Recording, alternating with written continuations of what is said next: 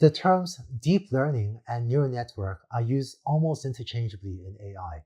And even though they're great for machine learning, there's also been a bit of hype and a bit of mystique about them.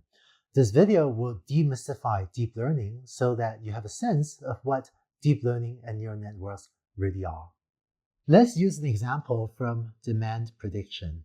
Let's say you run a website that sells t-shirts and you want to know, based on how you price the t-shirts, how many units you expect to sell, how many t-shirts you expect to sell. You might then create a data set like this, where the higher the price of the t-shirt, the lower the demand.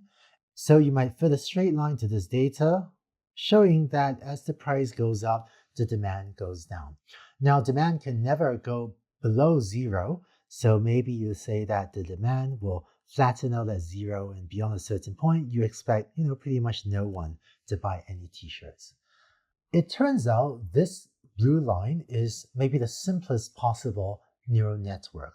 You have as input the price, A, and you want it to output the estimated demand, B.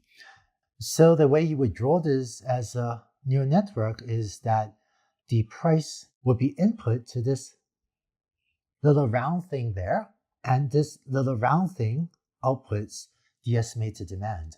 In the terminology of AI, this little round thing here is called a neuron, or sometimes it's called an artificial neuron, and all it does is compute this blue curve that I've drawn here on the left. This is maybe the simplest possible neural network with a single artificial neuron that just inputs the price and outputs the estimated demand. If you think of this orange circle, this artificial neuron, as a little Lego brick, all that the neural network is if you take a lot of these Lego bricks and stack them on top of each other until you get a big pile or a big network of these neurons. Let's look at a more complex example. Suppose that instead of knowing only the price of the t-shirts, you also have the shipping costs that the customers will have to pay to get the t-shirts. Maybe you spend more or less on marketing in a given week. And you can also make the t-shirt out of a thick, heavy, expensive cotton or a much cheaper, more lightweight material. These are some of the factors that you think will affect the demand for your t-shirts. Let's see what a more complex neural network might look like. You know that your customers care a lot about affordability. So let's say you have one neuron, and let me draw this one in blue, whose job it is to estimate the affordability of the t-shirts. And because affordability is mainly a function of the price of the shirt and of the shipping costs. A second thing that will affect the demand for your t-shirts is awareness. How much are consumers aware that you're selling this t-shirt? So the main thing that affects awareness is going to be your marketing. So let me draw here a second artificial neuron that inputs your marketing budget, how much you spent on marketing, and outputs how aware are consumers of your t-shirt.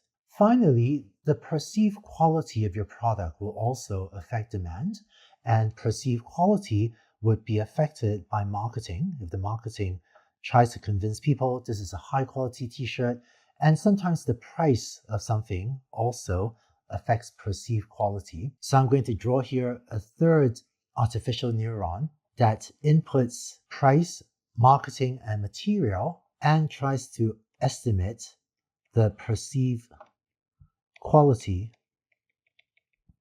of your t-shirts. Finally, now that the earlier neurons, these three blue neurons, have figured out how affordable, how much consumer awareness, and what's the perceived quality, you can then have one more neuron over here that takes as input these three factors and outputs the estimated demand.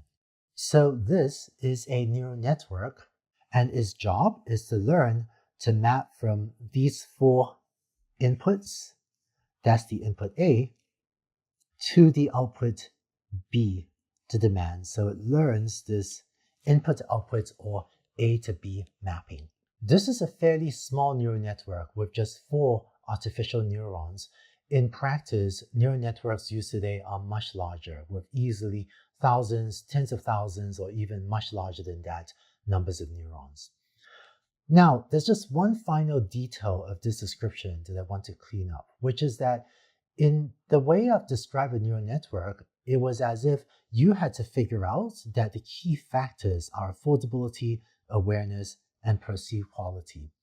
One of the wonderful things about using neural networks is that to train a neural network, in other words, to build a machine learning system using a neural network, all you have to do is give it the input A and the output B, and it figures out all of the things in the middle by itself.